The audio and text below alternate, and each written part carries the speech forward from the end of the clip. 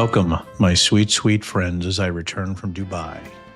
Your favorite former congressman and former January 6th technical advisor is here, and I am so excited for this Denver After Dark episode on how two facts make an untruth, or how click whores like Jake Tapper take advantage of the far-right ecosystem to make money, and his assistant writer or co-writer, Alex. Now, I know both of these individuals. You can look at my interviews. I trusted Jake Tapper enough to leave the Republican Party on his CNN program. I talked to Alex multiple times when I was doing the forensics on Hunter Biden's laptop and looking at the Russian sources that were part of the information flow going to the Senate and Congress, namely Ron Johnson and Grassley on the Senate side and the Oversight Committee and Weaponization Committee on the congressional side. What I want to talk about, and I said it up front, is how you validate far-right conspiracy theorists through selling books as I would call a click whore when you're looking at marketing things that could be attributed to incompetence or other issues and then manipulating the battlefield to make it look like something else. There are terms that could be used for this, but for me, it's manipulative propaganda. It's disinformation, obviously. But it's really about subtly redefining the problem to unsubtly define the conspiracy theory. Now, we can have an argument all day about the ridiculousness of anybody saying they didn't see Joe Biden in cognitive decline. We can talk about the fact that I know from behind the scenes that many thought that Harris couldn't beat Trump, and that even Joe Biden would still have a better chance based on the fact that he beat Trump before, that there might have been indecisiveness.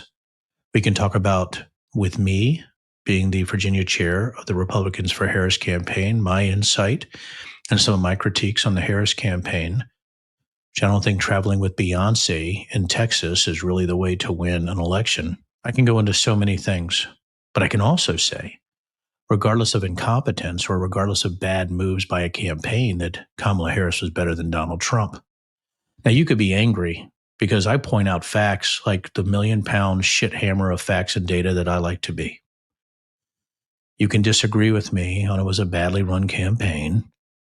And there's even the conspiracy theorists out there about the 2024 campaign and on the left that believe the election was stolen, as did the far-right nutters in their belief that the 2020 election was stolen. All of this is we can debate. But what I want to talk about is that how you can invalidate your entire life through cozying up, through spooning intellectually, through validating the worst of what we call our independent media people, like the Megyn Kellys of the world. So when Jake Tapper writes a book implying or explicitly talking about maybe conspiratorial issues around the Biden campaign and his decision to run or not to run and his cognitive health, he immediately discredits everything that he does by going to interview with Megyn Kelly, who herself is a noted click whore also, and somebody who's a conspiracy theorist, who supports a sexual abuser and felon, and who doesn't care how she's mistreated, maligned, or dragged by Trump himself. The punishment is good for her because she makes money off of it. She's not a truth teller. She's not a truth teller. And I know I had to say that twice because it's just amazing to me that somebody who thought they had gravitas like Jake Tapper would demean himself by going into the home turf of somebody like Megyn Kelly. You might as well interview with Alex Jones. You might as well go defend yourself to Ben Shapiro or maybe Benny Johnson. How about just go on Newsmax and sell your book, or One America Network? Why not go to War Room? Why not? Why not do a podcast with Mike Flynn or Roger Stone? How about sit down with Sidney Powell? How about Stephen Miller? How about Jason Miller? You might as well interview with any of those other individuals if you're going to interview with Megyn Kelly. Megyn Kelly is dishonest. Megyn Kelly is not a real journalist. I would drag Megyn Kelly across the United States, literally drag Megyn Kelly across the United States if she interviewed me. The other thing, too, that Jake messed up is he went to home turf. If you're going to actually interview or talk to people like this, it has to be in a neutral location or your turf. You never go on their show. Always has to be a neutral setting because you're at the whim of their producers, their cuts, their questions. It's just something you learn. If I'm going to fight somebody, I'm not going to fight them in their house. That's just the way it is. They know where all the guns are hidden. They know all the nooks and crannies. They have context of their place.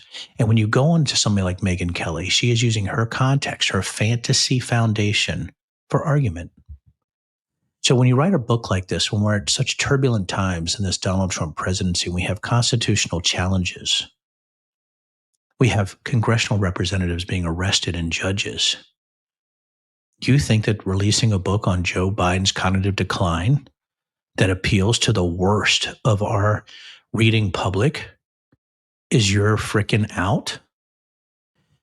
Think about it this way. Two facts can always make an untruth. I was teaching a class at a college and had an individual ask for an example, and I have a simple one. It's very simple, and we can go over it again and again if you'd like. But I asked her what age she was when she graduated college. She told me in what town, and in that town there had been a murderer. And I said, was there a murderer in your town at that time when you were that age? She goes, absolutely. I said, so you were there in 2003 in this town, this city, and there was also a serial killer there. She goes, yeah. So, well, you're the serial killer. I mean, fact was you were there, and fact was there's a serial killer, then you're the serial killer. And it's a very, very simple example. Very simple. But that's what they do.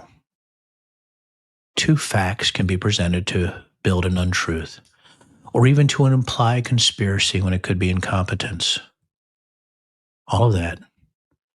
But what you have is a loss of respect and a loss of your soul if you're going to interview with people like Megyn Kelly as a journalist to sell books, and that's all he's doing.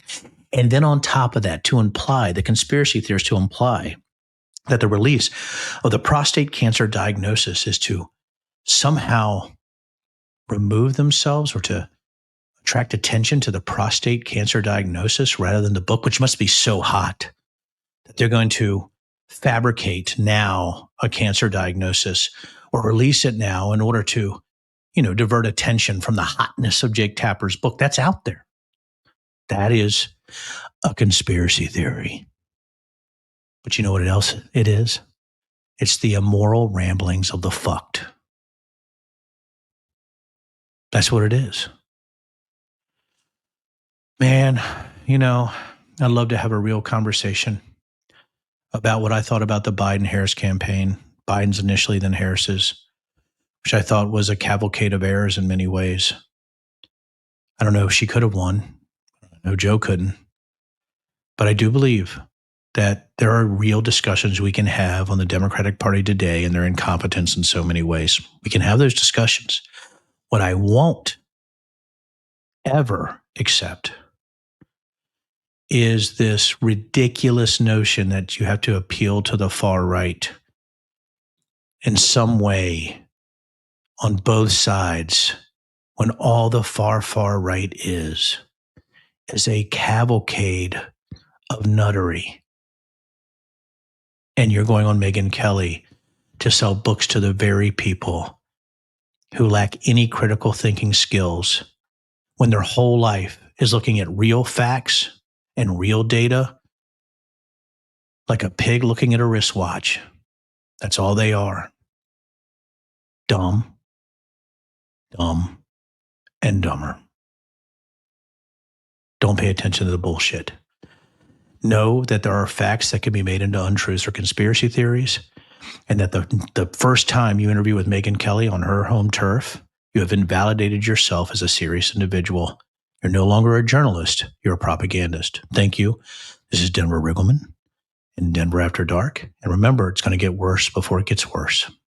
However, on the flip side, when the sun is shining, it's time for us to come out and to do some great things. Thank you for being here on Denver After Dark.